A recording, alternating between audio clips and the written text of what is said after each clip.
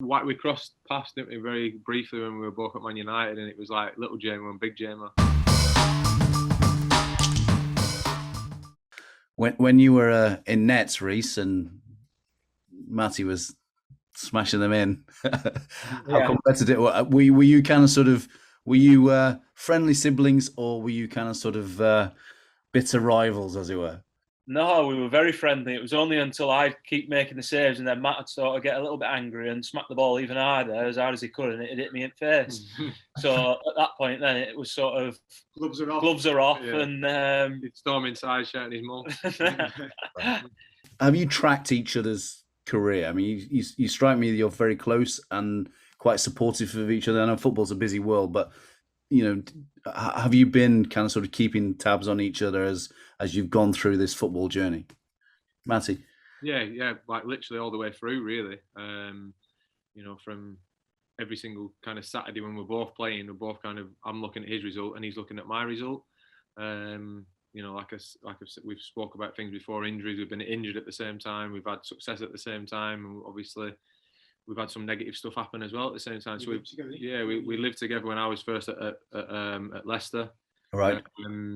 So I mean, obviously we've been through different things, and like I say, we are extremely close, and we've tracked each other's career and helped each other's careers pretty much all the way through, haven't we? Yeah, massively. I mean, we speak daily basis, like just asking how like training's been or how you've got on and things like that. And I mean, like Matt said, as soon as I come in from a game, it's straight sort of looking at the results and checking what Matt's score was, how he'd sort of done, if he'd scored and things like that. So I know last season started to get a little bit where we were both looking at one point who'd actually scored, because we had a run of goals, both of us. So it was nice to see.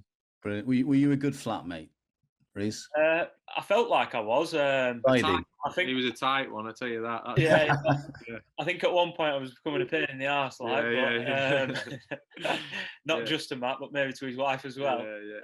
He was quite tight. He didn't put up much dough, did you? No, it was more. I was there for the groceries and the cooking side of it.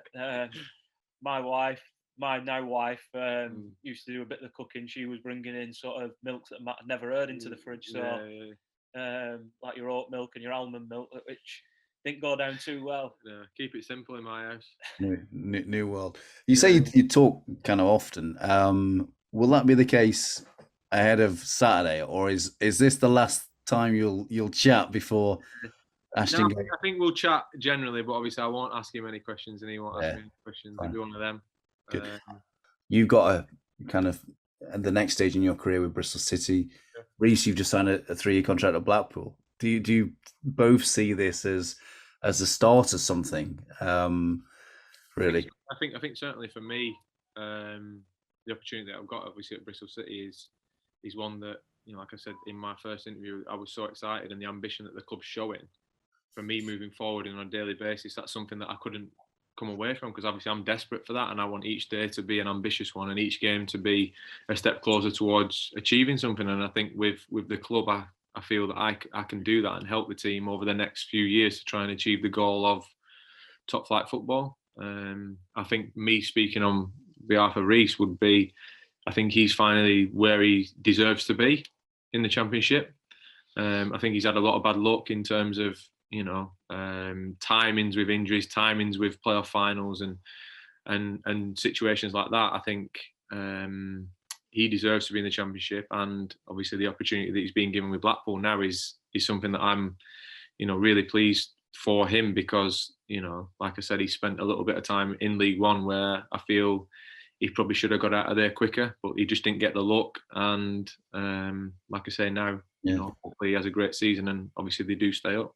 And Blackpool, that wasn't on the cards during the playoffs, was it? You obviously still at Doncaster then, Reece, is that right? Yeah, obviously I knew that the interest was there when they were in the playoffs, but I didn't really know what we're going to pan out. I remember being at home watching the game with my dad through the playoffs and the playoff final, and obviously the minute they went up, it was something that I really wanted to jump at. I'd had conversations with the manager and the ambitions that he had and the club had, was something that I really wanted to be a part of, and I'm just grateful for the opportunity now to be there, and hope that I can do as well as I can for myself and for the club as well. Brilliant. And Linton, who's coming down on Saturday? Is it last one out of Baker turn the lights off or what? Well, like who's not coming down on Saturday? You got enough tickets, Matty? Yeah, I've had to dig a little bit deep. I tell you that.